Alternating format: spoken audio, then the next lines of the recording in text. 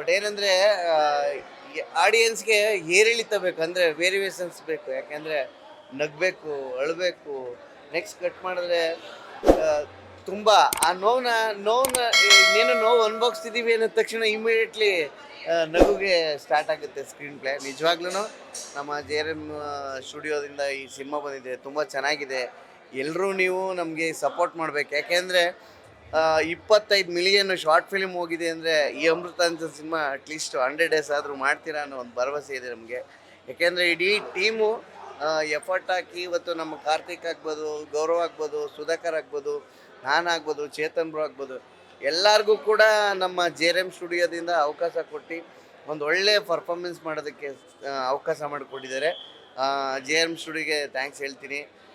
ಹಾಗೆ ನಾನು ನಿಮ್ಗೆ ಹೇಳಿದ್ದೇನೆಂದರೆ, ನೀವೆಲ್ಲ ಥಿಯೇಟ್ರಿಗೆ ಬಂದು ಸಿನಿಮಾ ನೋಡಿ. ಪ್ರಿಂಟ್ ಸಿಗುತ್ತೆ, ಗೊತ್ತು ನಮಗೆ. ಪೈರಸಿ ವಿಡಿಯೋ ಅಂದರೆ ಈಗ ಮಾರ್ನಿಂಗ್ ಶೋ ಮುಗ್ದಿದೆ ಅಂದರೆ ಆಲ್ರೆಡಿ 1 ಗಂಟೆಗೆ ವಿಡಿಯೋ ಎಲ್ಲರಿಗೂ ಅವೈಲೇಬಲ್ ಸಿಗ್ತಿರುತ್ತೆ. ಅದು ಯಾರೂ ಆ ತಪ್ಪು ಮಾಡಬೇಡಿ. ಯಾಕೆ ಅಂದರೆ ಕನ್ನಡ ಸಿನಿಮಾನ ಥಿಯೇಟ್ರಿಗೆ ಬಂದು ಸಿನಿಮಾ ನೋಡಿದಾಗ ಕನ್ನಡದಲ್ಲಿ ಹೊಸ ಪ್ರತಿಭೆಗಳು ಜಾಸ್ತಿ ಆಗ್ತಾರೆ. ಅದೆಲ್ಲ ನಿಮ್ಮ ಸಪೋರ್ಟ್, ಮಾಧ್ಯಮದವ್ರಿಂದ ಆಗ್ಬೋದು ಅಥವಾ ನಮ್ಮ ಆಡಿಯನ್ಸ್ಗಳಾಗ್ಬೋದು.